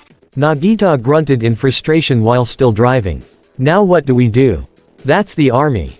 The girl took off her hat to reveal her face with messy red hair and blazing blue eyes. Have you forgotten? That's what I'm here for. Along the side of a parallel road, a ground bridge portal opened up revealing the vehicle forms of RC, Bumblebee, and Cliffjumper as they sped out onto the road right when the portal closed behind them. They drove along the side and got a good look at the helicopters chasing the truck. Guess we arrived in the nick of time, Cliff joked. Well, let's get in there. RC was ready to speed in, but Bumblebee intervened. Hold on, we still don't know what's going on yet. We might end up fighting Britannia, but let's not actually start a fight. He's got you there, see? Cliffjumper told her. Fine. The three of them continued to drive parallel to the chase and would only intervene if something extreme happened. Lelouch was unable to find a way out of the carrier and hid behind the sphere device. If I jump out, I have the choice of either breaking my neck or getting shot. He reached for his cell phone in his pocket. I can try to call. The door in the front opened, forcing Lelouch to hide and keep himself quiet as he saw the girl walking past his hiding spot and throwing away her disguise to reveal a red suit underneath. Can you enter the subway via the Azuma route? She asked to Nagita, who was still driving. Colin, let's use it here. Why not? Nagita called to her. Cause that would mean a bloodbath. The girl apparently named Colin responded as she climbed up a ladder to something hidden. The still hidden Lelouch got a good look at her. I've seen her before. Back at the construction site, Rivals was still looking for his friend. Lelouch, come on, where are you? We've gotta get to school. Bumblebee, Cliffjumper, and RC continued to follow the chase via a parallel route as the choppers continued pressing against the truck. Target is moving from the settlement toward the ghetto. Copy that, corner them. Roger. The helicopter was about to open fire again when something shot out from the back of the truck's carrier, and destroyed the middle helicopter before retracting back. Whoa, what was that? Cliff questioned. Harken. One helicopter pilot questioned at the same time. That could only come from one thing. RC commented. They all saw the door on the back of the carrier open up to reveal a red nightmare. A nightmare. The helicopter pilot exclaimed in shock. "Number way." Bumblebee bleeped. "This just got serious," he said as the Red Nightmare hopped out of the truck. Its wheeled feet caught the road as it rode backwards and kept aim on the helicopters. Lelouch looked in shock as the gate closed. "Crap. These guys are real terrorists. You fellas know full well what this badass mother can do." Colin exclaimed as she maneuvered the Nightmare around the gunfire and shot another Harken at the second helicopter, destroying that. Cliffjumper whistled as the Autobot trio continued to follow unnoticed. Not bad. However, a shadow loomed past them and towards the chase. They saw what it was and couldn't help but wince. "Uh-oh," RC said. It was an aircraft carrying a purple Nightmare as the pilot inside, the same teal-haired man, spoke. "The rest of you back off, I'll take this guy." He then spoke to the pilot directly. "I can only assume that you dug that obsolete relic out of some scrap heap." The Britannian Nightmare was dropped onto the road as it fired its own Harken to intercept the one shot from Colin's Nightmare. An over-the-hill Glasgow is no match for a Sutherland. His Nightmare was equipped with a gun as he entered the battle. Not to mention a filthy 11 who spurs the compassion of our glorious Emperor. His Nightmare shot with its gun and it shot off the arm of Colin's Glasgow. That filthy 11 comment did not sit well with RC. "That's it. That Yahoo's going down." She sped up along with Cliffjumper and Bumblebee down the road to the exit from their road that connected to the one where the action was taking place. Colin heard Nagita contacting her via communicator. "Colin, we should both split up. Both of us can't risk being killed. Run for it." But Colin was about to object when she saw something coming up fast behind the Sutherland she was against. It was a yellow and black muscle car that drove at high speeds and rammed the Sutherland's feet, causing the pilot inside to stumble. "What?" Bumblebee drove past the Sutherland and veered in front of it before slamming on the brakes and swerving on the side before the Sutherland tripped right over him and landed face first on the road. The Britannian pilot groaned as he tried to get his Nightmare back up. What the hell was that? Colin could only look in surprise, not knowing what to say as she saw the yellow and black car drive alongside her before zooming past the Glasgow. "Colin, are you there?" Nagita, I just saw a car take down a Sutherland." "What?" Nagita questioned over the communicator. He looked up in surprise at the sight of another Sutherland appearing in front of him. "Crap." It opened fire as he turned the truck down a turn that would lead toward a tunnel towards the ghetto. The female pilot inside had a cocky smirk on her face. Simple-minded 11. However, her attention was caught by a revving sound. Her Sutherland gazed upwards to see RC in her motorcycle form skipping over a bridge and above the Nightmare, while at the same time she failed to notice Cliffjumper zooming towards her at high speeds from behind before swerving its back toward the armor's legs. RC clipped the head of the Sutherland just as Cliff's swerve tripped it off its feet. It fell backwards onto the ground before RC and Cliffjumper drove and blocked off the path that the truck drove down. Colin turned her attention to the Britannian Nightmare that was getting back up on its feet. She was about to engage it, but the yellow and black car from before drove in front of her facing the Sutherland. It honked its horn and flashed its right turn signal, telling her to get out of here while it handled this. Ordinarily Colin hated the idea of leaving someone alone to fight a Britannian Nightmare, especially with a car, considering he probably only just got lucky knocking the Sutherland down, but she had to help her friend. "Thanks," she said before driving her Nightmare down a turn as the Bumblebee faced the Sutherland. The Britannian pilot looked at the car in disbelief before it turned into a glare. "You," he spoke to it directly. "I'll give you points for bravery. You must be a very cocky 11, thinking you can take on a Sutherland with just a puny car. However, I'll make sure you'll regret your arrogance." He shot his Nightmare's gun towards Bumblebee as he zoomed directly at the Sutherland who mirrored his action, while still shooting at him. The two appeared to be playing chicken with a car against a Nightmare, but this was no ordinary car. Right when the two got close enough, a pair of energon blasters emerged from the sides and shot at the Sutherland, knocking it back and the gun out of its hands before Bumblebee put on the parking brake, causing his vehicle form to flip directly towards the Sutherland, smacking its roof across the front of it, knocking it down as Bumblebee continued to flip before landing on its wheels and driving off, leaving the Sutherland in the dust, literally, as a sign of disrespect. The pilot could only look on with a mixture of disbelief and rage. Meanwhile, The female Britannian pilot steadied her Nightmare back on its feet and was about to pursue the truck when both RC and Cliffjumper's respective vehicle forms stood in its way. Nah, Cliff teased. Get out of the way. You're interfering with military business. She warned as she aimed her gun at them. Why don't you make us? RC challenged. The woman glared at the holographic image of the motorcycle's driver, unaware who it was that was really speaking. Have it your way. She opened fire with her Sutherland's rifle, forcing Cliffjumper and RC to split. They drove and began to circle the Sutherland at a rapid pace. The female pilot would have shot a Harken at them, but didn't get the chance as both RC and Cliffjumper put the brakes on and swerved in circles around the Sutherland, creating a smokescreen to blind her. What the? I can't see. She exclaimed in frustration before yelling in shock as she felt both vehicles ram the Sutherland from behind and knocking it down before going down the same path they previously blocked. The woman regained her breath as the dust began to clear and she saw the Sutherland being piloted by her comrade get back up and make its way toward her. She was soon able to pick her Nightmare back up as well. Lord Jeremiah, the woman began. What just happened? A couple of cocky 11s managed to catch us off guard. Jeremiah responded. They're certainly skilled drivers, I'll give them that. He soon glared. However, they will not trip me up again. Meanwhile, Lelouch was still stuck in the truck's carrier. He looked at his phone and scoffed in frustration. No cell phone reception. We're out of range. Judging by the darkness and road surface, we must be driving along the old subway lines. They're headed for an exit somewhere in the ghetto. Getting out will be dangerous but still. He tried to think of any possible way out of this situation. Only one thing came to mind when he saw he was holding a walkie-talkie of sorts. Okay, I got it. I'm not big on the military, but I'll take their protection. If I give them a terrorist communicator, oh wait, I forgot. Rivals found himself pushing his motorcycle along the side of the road, having been forced to walk all the way back to Ashford Academy. Some friend, leaving me behind like that.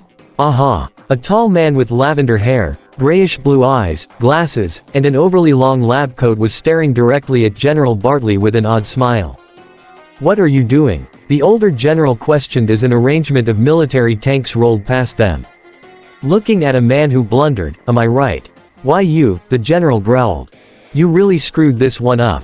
Terrorists came along and stole whatever it was that you and Prince Clovis were secretly working on. Retrieving it is simple but you want to sweep up all of their compatriots in addition. Let the terrorists go and you can find their hideout too. He turned around to look at his assistant, a young woman with indigo hair and blue eyes. Congratulations, your reasoning was spot on. He told her. The woman looked a bit shyly while also standing straight. It was nothing, I just thought it was strange. Okay, that's enough. What is it that the Special Corps wants out of this? Bartley demanded. I'm merely saying I'd like to assist with the cleanup. The man with the glasses responded. To assist? Bartley questioned in confusion. Correct, because it's data I want. The woman had a question. Excuse me, but what in the world have they just stolen anyway? Bartley stuttered a bit before coming up with a lie. Chemical weapons, in other words, poison gas. The Shinjuku Ghetto, one of many ghettos all throughout Area 11. It was once a proud city filled with life and beauty, but now it was nothing more than ruins with innocent men, women, and children literally feeding off scraps to survive. These people were once Japanese but had their rights stripped away by the oppressive Britannia upon their invasion. Some were lucky enough to become honorary Britannians and regain at least some of their rights, but not all. However, to a majority of the empire, the frightened and helpless people barely living in the ghettos were the equivalent of rats. And at the moment, these people could only cower and hide in fear as several Britannian aircraft flew over the ghetto and began to drop off multiple stormtrooper-like soldiers bearing black and gray suits and helmets. They were at the moment receiving orders from the superior officer. The terrorists are hiding in the subway system. Your mission is to locate the weapon that they've stolen. Investigate the old subway system that runs through the 11 residential district in the Shinjuku Ghetto. Report in the moment you spot them. Recovery of the target will be handled by us, the Royal Guard. You people bear the honorary title of Britannians now, but you were born 11s, therefore the stench of these monkeys out to be a familiar one. If you want to earn the right to carry arms, then show some results. This is your opportunity to show your loyalty to Britannia. Yes, my lord, they all stated at the same time as they began their invasion search. Meanwhile, Bumblebee, RC, and Cliffjumper had made it into the ghetto as well. They drove into an abandoned and ruined building before transforming back into their Cybertronian form. They had to crouch a bit to fit, but they could be hidden here. The three of them got a good look from an opening of the invasion that was going on. Ooh, that can't be good. Cliffjumper winced. Why do I get the feeling we're a bit in over our heads here? Bumblebee wondered. RC however could only glare. I don't regret coming here at all, in fact I'm glad. Look partner, I know you are glad about finally standing up to these wannabe cons, so am I. But look at this, as awesome as we are, I don't think we're gonna last long against all that. Cliffjumper told her. Cliff's right. Bumblebee added. Maybe we should contact Optimus. The smaller blue Autobot looked out the opening towards the invading Britannian forces, before gazing downward at some children hiding underneath some rubble. Even she knew when to admit she was in over her head, just the three of them alone can't stop this and protect all these people. She sighed. You're right. Nagita was gravely injured, having been shot in the shoulder by one of the Sutherlands from before. Blood was pouring from his wound down his right arm as he tried to steer with his left hand, only to stumble right into a ditch, getting the truck stuck. Lelouch stumbled a bit inside as well. An accident, or else. A nearby masked Britannian soldier heard the crash as well. The injured Nagita tried to get the truck out of the ditch, but it wouldn't budge. The tires stuck, he struggled to reach for a switch on the dashboard. Please Ogie, find me, he hit the switch, causing the door on the side of the truck's carrier to open, giving Lelouch an exit, though he quickly hid behind the wall to avoid being seen by any possible people outside. The same Britannian soldier spotted the door open and saw the spherical device inside, presumably the weapon they were searching for. He pressed on a communicator to report what he found to the Royal Guard. 404 has spotted the target. Roger, prepare for recovery. The masked soldier however seemed to spot someone inside the truck's carrier. Lelouch was about to get out only to find the soldier already leaping at him before delivering an airborne roundhouse, which he tried to block only to be knocked down onto the ground. Are you Britannian? Lelouch growled only to have the Solider force him down by the collar of his shirt. The mask came off from the soldier as he spoke. That's enough mindless murder, he exclaimed, mistaking him for a terrorist. Wait, I'm not one of, planning on using poison gas. Don't play dumb with me. Get off me. Lelouch shoved him off as he tried to get back up. I'm not here by choice. And if that's poison gas, it was made in Britannia, wasn't it? The soldier got a good look at his face and could only gasp in shock. My God. Mindless murder. Then why don't you just obliterate Britannia? Lelouch exclaimed in anger. Lelouch, the soldier took off his helmet to reveal the face of a tan-skinned young man, the same age as Lelouch, with messy brown hair and green eyes. It's me, Suzaku. He couldn't believe his eyes. It was him, Suzaku Kurugi, Lelouch's first and only friend upon arriving in Japan before the invasion. You became a Britannian Solider. Lelouch questioned, still not over his shock. Yeah, and what about you? Or you? Suzaku began but was interrupted by Lelouch. What are you saying? Before they could continue, there was a flash of light coming from the spherical device near them. It began to split open as the locks on it all unlocked. Several colors of light flashed, surprising Lelouch before Suzaku took him to the ground and covered his face with a gas mask, believing the supposed poison gas was about to emerge. However, when it opened, there was no gas but instead a bright light and the silhouette of a woman inside. The light faded to reveal a woman with long green hair and yellow eyes, completely bound and gagged in a straitjacket and other restraints all over her body. Both Lelouch and Suzaku did not expect to see that. That's not poison gas, Suzaku said in shock. What is it? Meanwhile, Colin and her Glasgow had safely made it underground where she was reporting to her superior. In all the confusion, I left it in the coat. It's okay. The Glasgow circuits are usable. So, were we right? Think so. Colin replied. I bet it's poison gas like intelligence said. And Nagita? I don't know, I think he made it underground. She replied. But, on the way here, I saw something rather odd. Odd how? Believe it or not, I saw someone in a yellow and black muscle car take down a Sutherland, twice. Colin stated. Whoa, are you serious? Yeah, I still find it hard to believe. Huh, this guy must either be really brave or just plain crazy, taking on a nightmare with just a car. I still find that hard to believe, even after hearing it from you. Colin smirked a bit, wishing she could see the look on the Britannian's face after getting beaten like that. Well, if we see him again, maybe we can get him join us. We can sure use all the help we can get. Back with the stolen truck, Lelouch and Suzaku had pulled the bound, green-haired woman out of the vehicle and began to undo her restraints. Tell me the truth, Suzaku. Poison gas. This girl. Lelouch was trying to undo the restraints around her gag. Hey, it's what they told us in the briefing, I swear. Suzaku said as he undid the restraints around her legs. Soon a light shined on them as they saw a squad of Royal Guard soldiers pointing their guns at them. Stinking monkey. The captain of the Royal Guard cursed. Being an honorary Britannian will not excuse you. Suzaku quickly ran up to him. But sir, I was told this was poison gas. How dare you question orders? Lelouch's violet eyes shook as he still held the bound girl. This is bad, placed in this situation, which pose a threat to Suzaku's superiors if it was unleashed. However, in light of your outstanding military achievements, I'm going to be lenient. The captain handed Suzaku his gun. Private Kurugi, take this and execute the terrorist. Lelouch looked in shock before Suzaku spoke in his defense. But he's not a terrorist. He's just a civilian who got caught up in all this. The captain did not like that response.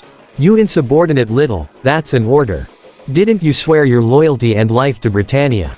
Yes, but, I can't. Lelouch's eyes widened in borderline horror, knowing what would likely result from this. What? The captain growled. I won't do it. I won't shoot a civilian. He turned around and faced his childhood friend for what he thought would be his final time and gave a comforting smile. I can't follow your orders, sir. Very well. The captain then shot him in the back. Suzaku. Lelouch practically screamed at the sight of his friend falling to the ground, presumably dead. The captain then gave a borderline evil smirk towards Lelouch as his squad aimed their guns at him. Well, Britannian schoolboy, not a good day to cut class. He joked morbidly before ordering his squad. Collect the girl, after you've secured her, kill the student. Yes, my lord. However, inside the truck, Nagita knew he was going to die as he already lost too much blood. He looked towards a photo of his family, his wife and baby son, as he reached toward a red switch. Death to Britannia, he smiled at the photo. Long live Japan, he flicked the switch. Boom. Asterisk. The whole truck exploded. Thankfully the blast was directed upwards so Lelouch wasn't caught up in it.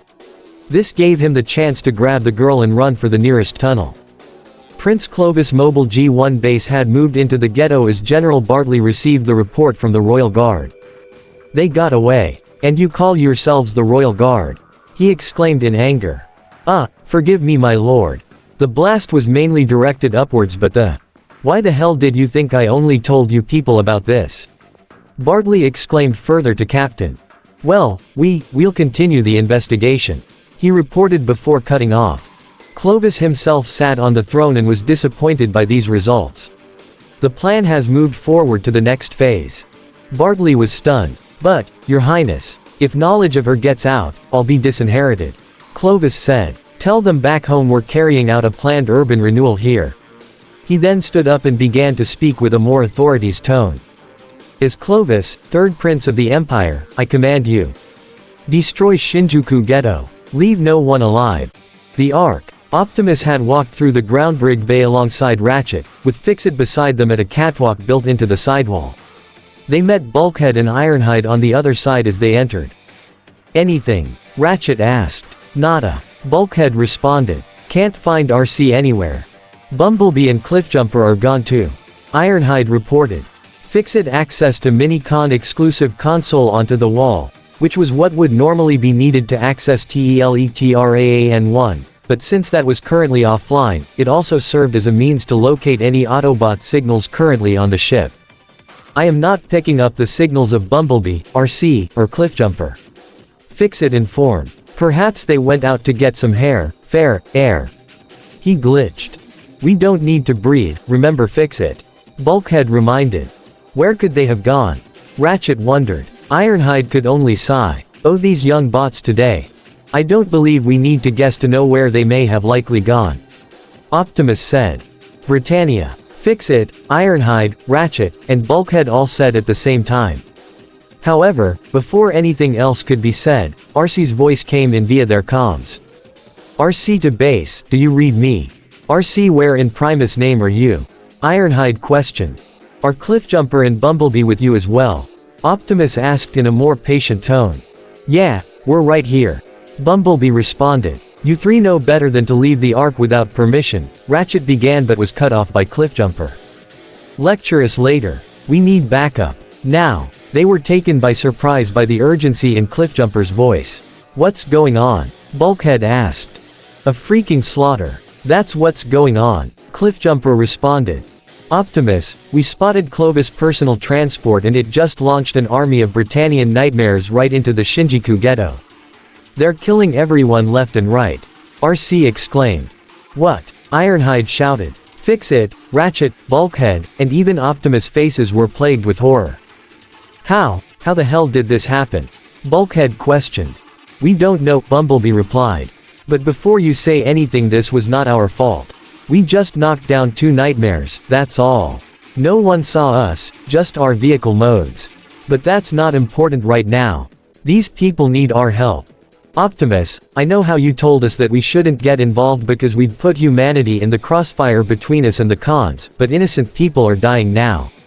Families, children, RC stated. It's bad enough Britannia stripped everything away from them, now this.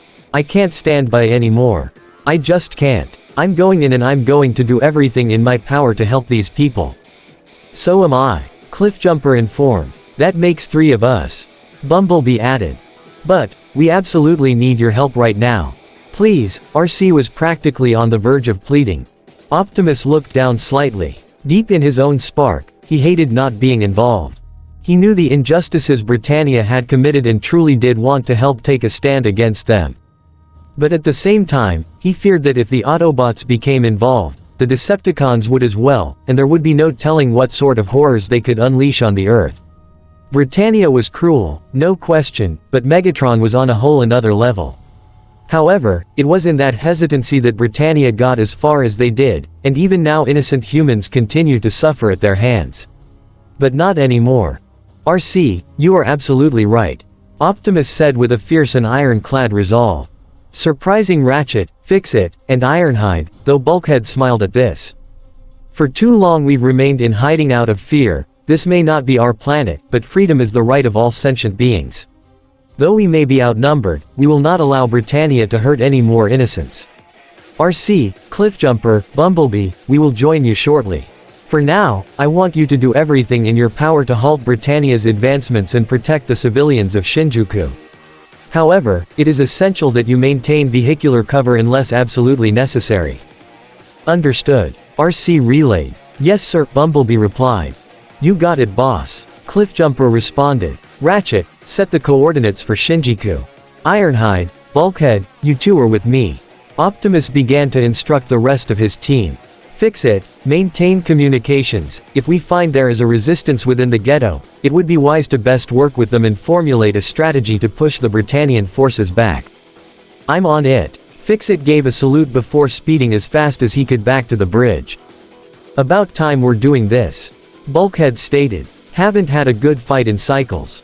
Optimus, Ironhide looked to his old friend before smiling. It's always good to see you step up. The Autobot leader nodded. I only wish I'd done it sooner. Ratchet spoke up after putting in the data on a ground bridge console. I have the coordinates set. He pulled a lever to activate one of the portals. But Optimus, Ratchet began. There's no turning back after this. If Megatron truly responsible for Britannia's current position, then there is a strong possibility of us waging war against him once more. Optimus understood. It would have happened eventually. I only regret that we had to wait till now. He turned to the portal. Autobots, transform and roll out. Bulkhead had transformed into a dark green SUV as Ironhide took the form of a black pickup truck with red lining along the side. Optimus' vehicle mode was a large red and blue semi-auto truck. They drove into the portal before Ratchet closed it behind them.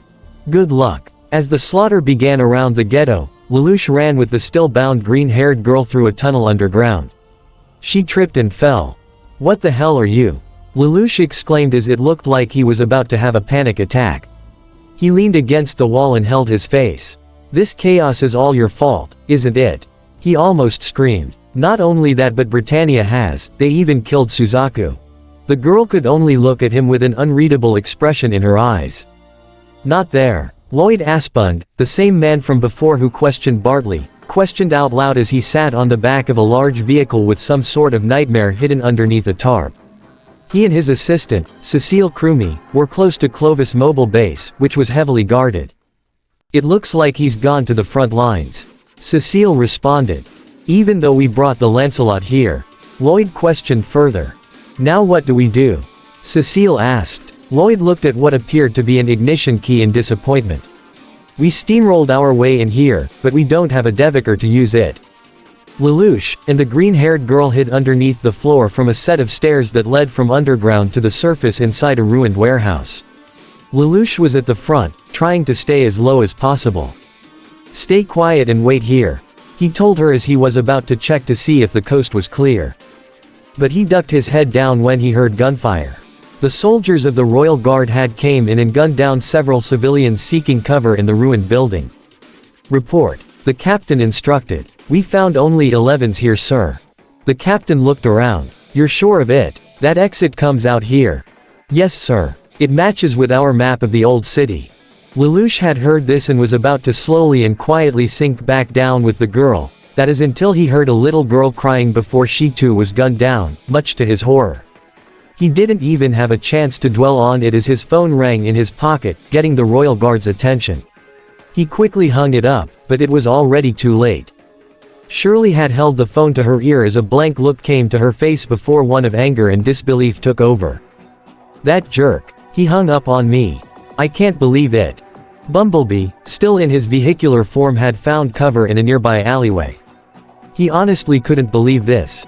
He had seen more than his fair share of horrors during the war for Cybertron at the hands of the Decepticons. Heck, he even had his own voice box crushed by Megatron, and yet he still found this whole thing sickening. These people had already lost everything, and now Britannia is coming in here and taking their lives for what? Just for the hell of it. Anger seethed through Bumblebee's circuits as he wanted nothing more than to transform and beat the scrap out of any Britannian nightmare in his field of vision.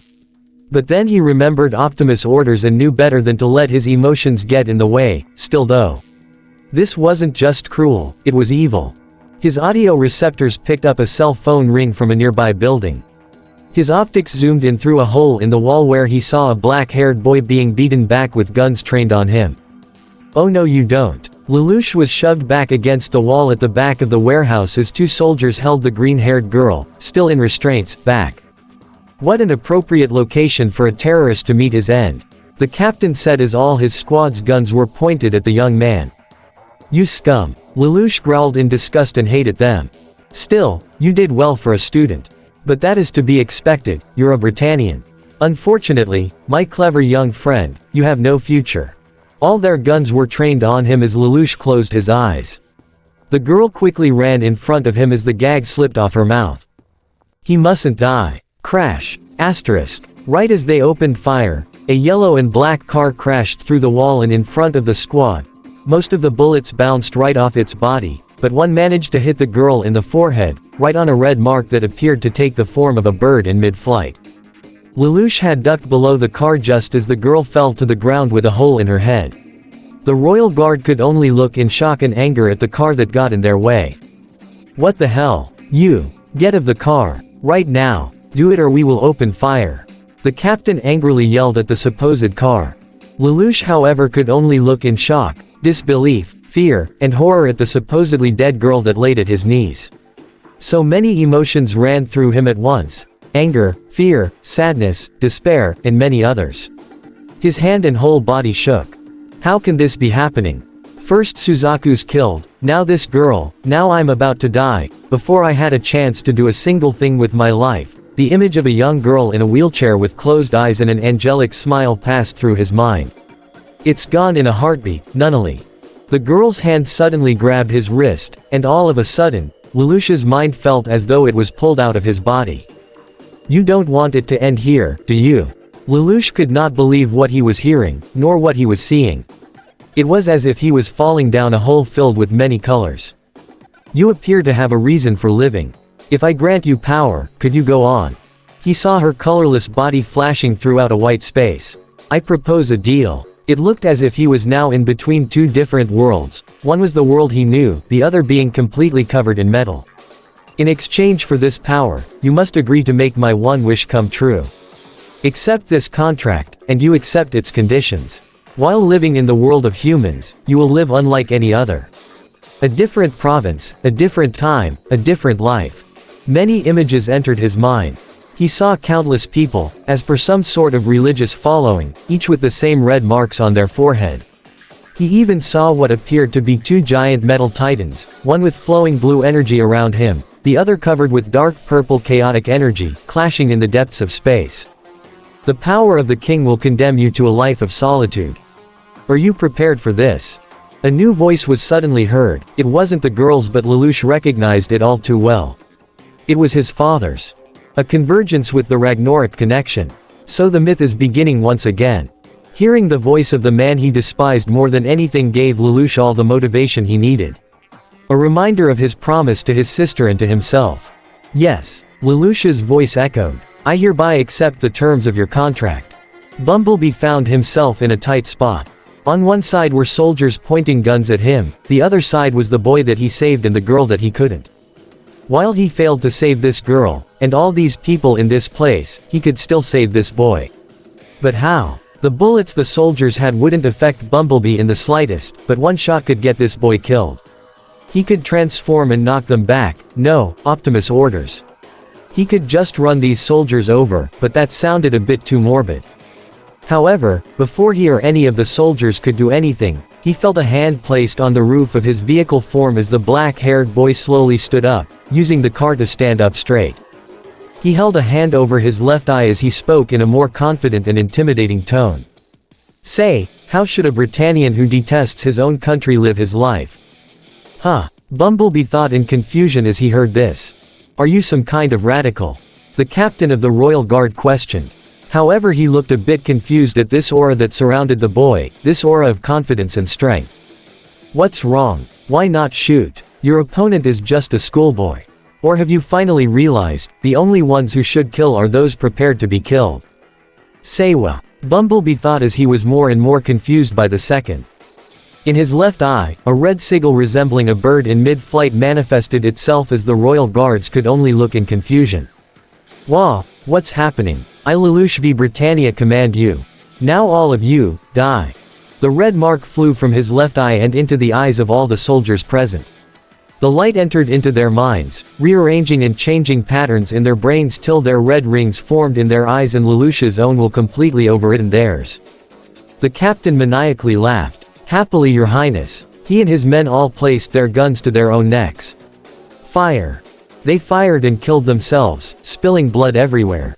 Even a bit fell onto Bumblebee's paint job as his own optics could not believe what he had just seen. Even Lelouch was more than a little surprised at what he just did. He ordered these soldiers to kill themselves and they did without question, with joy even. That was the turning point. Lelouch thought to himself. Since that day, I've lived a lie, the lie of living. My name too was a lie, my personal history, a lie. Nothing but lies. I was sick to death of a world that couldn't be changed. But even in my lies, I refused to give up into despair. But now this incredible power, it's mine. A devilish smirk formed on Lelouch v Britannia's face. Well then, Bumblebee had absolutely no idea what to think of this. Lelouch v Britannia. A prince, who hates his own country. Just ordered a squad of soldiers to die and they did. The Autobot scout mentally sighed. Oh Primus, what have I gotten myself into now? And this is the end of part 1 of this new What If. I hope you guys like it. Do not forget to leave a comment down below and subscribe to the channel.